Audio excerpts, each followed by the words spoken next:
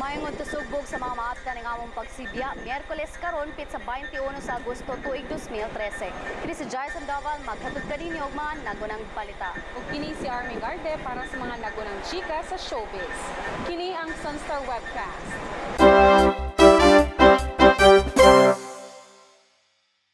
Ang mga nagunang balita. Barko na paggan sa makina na sangad. Mga manindahay mananagat mitsabaw. Samtang update sa Talisay Fishport, unom kalawas na ang na-retrieve karon lang buntaga. Ulan, baha sa Luzon, 8 na ang patay. Samtang alert level 4 gideklarar sa Egypt. Sa showbiz, teleserye ni Juday, mahuman na. Sa sports, People's Champ Manny Pacquiao nag-training na. Ang detalye sa mga nagunang balita sa atong pagpalit. Dito sa silangan, ako isinilang kung saan nagmumula. Ang sikat ng araw. Ako ay may sariling kulay kayumanggi. Tayo'y mga Pinoy, tayo'y hindi kanon. Huwag kang mahihiya. SmartBro, our fastest mobile broadband with 4 times more fiber power from the leader in mobile, Smart. Tayo'y mga Pinoy. Aduna usa tay breaking news sa dili pa ta magpadayon sa atong mga balita karong adlaw. Usa ka service bus sa Barangay Basak Pardo nga nagkarga og mga bata ang natagak sa pangpang sa San Carlos Heights dinhi sa Sugbo. Padulong unta sa retreat house sa maong bus sa dihang naaksidente kini mga pasado alas 8 kaganinang buntag. Ang ubang mga biktima gidala na karon sa Cebu City Medical Center samtang nagpadayon ang rescue operation matud ni Cebu City Councilor Dave Tumulak. At ang iandungang detalye ng maong balita unya sa www.sunstar.com.ph o i-follow pod ang Twitter namo sa @sunstaronline o ang mga updates sa Facebook page nga Sunstar Philippine News. Padayon ta sa atong mga balita karong adlaw. Bago pa gani nahitabo ang pagkalunod sa MV St. Thomas Aquinas niadtong Agosto 16, human nagbangga sa MV Sulpicio Express 7, laing sakyanan nasad sa kadagatan ng Diriyot madisgrasya kagahapon. Dili tiyaw ang gibati sa kapin 60 ka mga pasahero nga nakahinumdum sa nahitabo sa mga pasahero sa nalunod nga barko, dihang kalit na pagnganog makina ang barko nga ilang gisakyan ug naanod paingon sa Bugo Bay sa Dakbayan sa Bugo. Ang MV Super Shuttle Ferry 10 nigikan sa Pulang Bato Wharf sa samang syudad alas 12 sa udto ug paingon unta sa Palopon, Leyte, dihang nasugatan ang problema. Si Carlo Lugarta, Planning Officer og Acting City Administrator sa Bugo City Hall, niasoy nga kalit lang napaong ang makina sa barko human gikuha sa crew ang angkla pipila ka minuto gikan sa ilang pagbiya sa Pulang Bato Wharf. Tungod sa kakusog sa hangin, naanod ang ferry paingon sa Bugo Bay, mga 200 metros ikan sa pantalan. Naabta na kini og hunas og napadpad paingon sa dakong lapukon nga bahin nga lugar. Luwas hinuon ang tanang mga tawo nga sa kainiini bisan sa nahitabo. Para sa dugang detalye ni mga balita, bisitahan lang ang www.sunstar.com.ph ug mabasa ang mga balita sa Super Balita Cebu. Mabasa usab kini sa among website sa www.sunstar.com.ph/superbalita Cebu.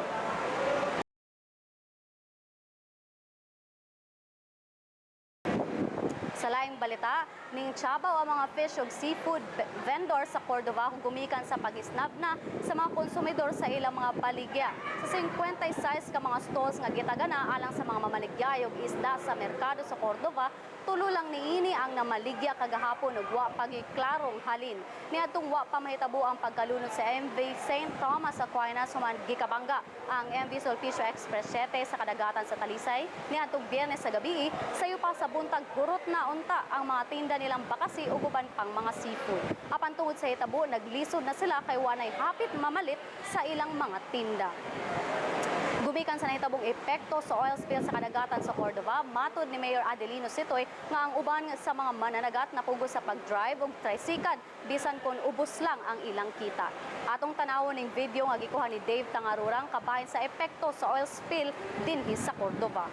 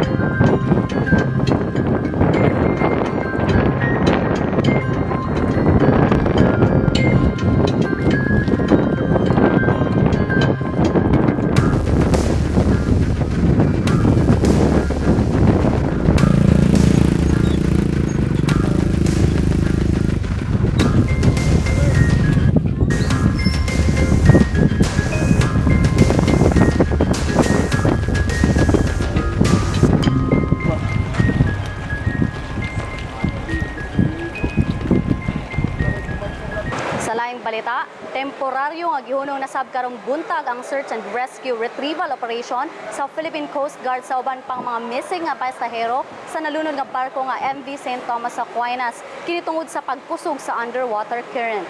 Nisaka na sa 71, si 71 ang patay sa pagbangga sa dihang unom ang patay nga lawas ang nakuha ganinang buntag.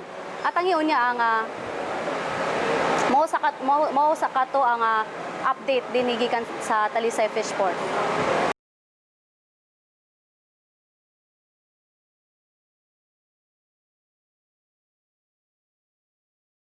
Balita, samtang sa Manila niabot na og 8 ang patay tungod sa pag-ulan o pagbahangag gipakusgan sad ni Tropical Storm Maring. Usa ka 7 anyos nga batang lalaki nga unang natala sa mga missing ang nakit ang patay. Matud pa sa National Disaster Risk Reduction and Management Council kun NDRRMC nga nisaka na sa 41 ang naangol human na rescue ang 30 ka mga tawo nga sa sumaging cave sa Mountain Province. Nihupan na sab ang baha sa ubang mga lugar sa Luzon.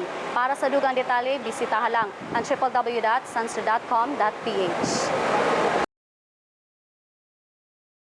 Sa laing balita, ang Department of Foreign Affairs kung DFA ni isa gahapon sa crisis alert level sa Egypt ngadto sa 4 taliwa sa nagkagrabing politik kanhong krisis ug nagsakang gidaghanon sa mga nangamatay sa maong nasod.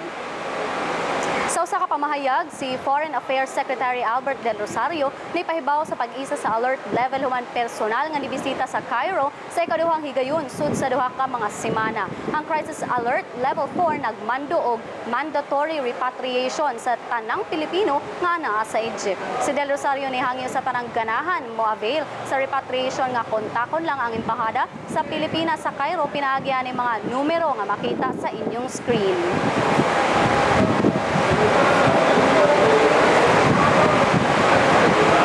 Para sa dugang detalye, bisitahan lang ang www.sunster.com.ph.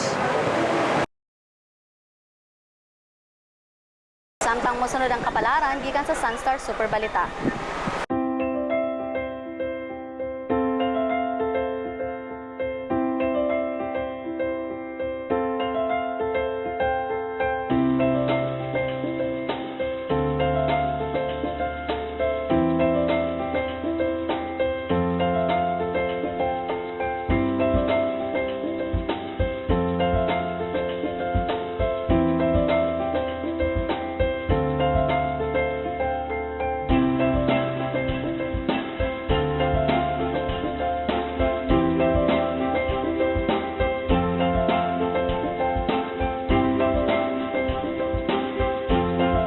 Balik si Army Garde mohatag sa mga nagbagang chika sa showbiz. Dito sa silangan, ako isinilang kung saan nagmumula. Ang sikat ng araw. Ako ay may sariling kulay kayumanggi. Tayo'y mga Pinoy, tayo'y hindi kanon. Huwag kang mahihiya. Smart Bro, our fastest mobile broadband with 4 times more fiber power from the leader in mobile. Smart. Tayo'y mga Pinoy.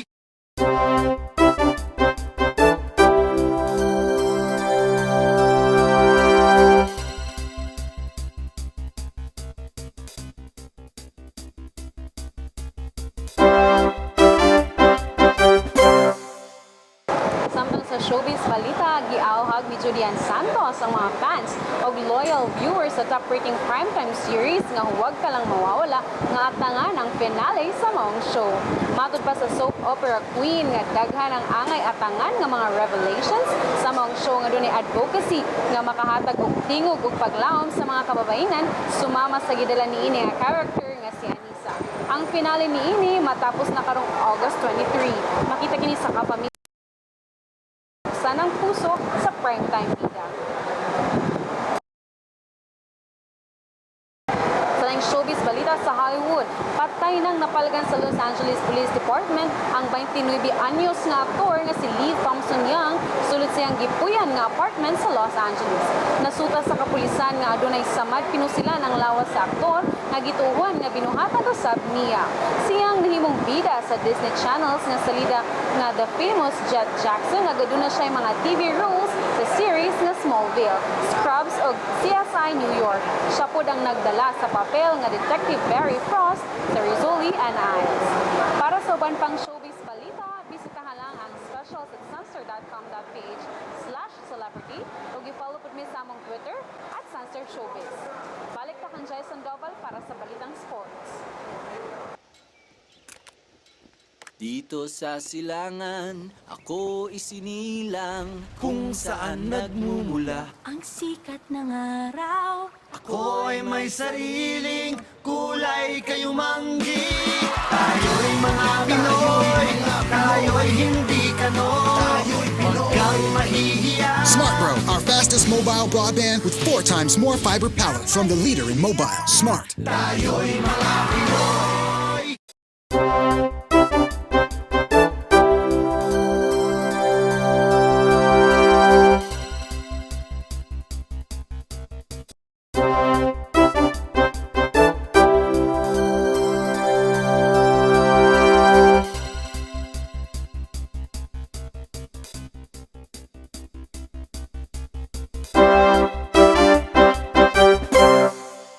Salamat Army sa Sports Balita. Ming arangkada na ang unang adlaw sa light training ni former 8th Division World Champion Manny Pacman Pacquiao sa General Santos City isip preparasyon sa away nila ni former champion Brandon Rios sa Macau karong Nobyembre. Gisugdan ni Pacman ang iyang training pinaagi sa 13-minute jogging sa oval sa Antonio Acheron Sports Complex. Humaniini midua usab og volleyball ang pambansang kamao. Usa kini ka pamaagi aron mabalik ang stamina ni Pacquiao human sa taas nga pahuway sukad sa ilang sangka ni Juan Manuel Marquez. Sumala ni Buboy Fernandez, himong regular ang maong training samtang nagpaabot ng American Hall of Famer coach Freddie Roach sa sunod buwan uban ang conditioning coach nga si Marvin Samadio. Sports Balita, mensahe karon ni Los Angeles Lakers star Pau Gasol sa mga Pilipino nga magpabiling ligon taliwa sa mga pagbaha nga nasinati sa kauluhan tungod sa walay huno nga pag-ulan. Sa iyang Twitter post mihangyo si Gasol sa iyang mga followers nga iapil sa ilang pagampo ang nahitabong kalamidad sa Pilipinas. Una niini sobra sa katunga sa NCR kung National Capital Region ang ubos sa baha tungod sa habagat nga giubanan sa Bagyong Maring. Tungod usab sa pag-uwan o pagbaha, gikansela ang klase sa tanang level ug tanang opisina sa gobyerno sa Metro Manila. Kinumdumang ni-greet usab ni Gasol ang Team Pilipinas human mi-qualify ang nasod sa 2014 FIBA World Cup of Basketball.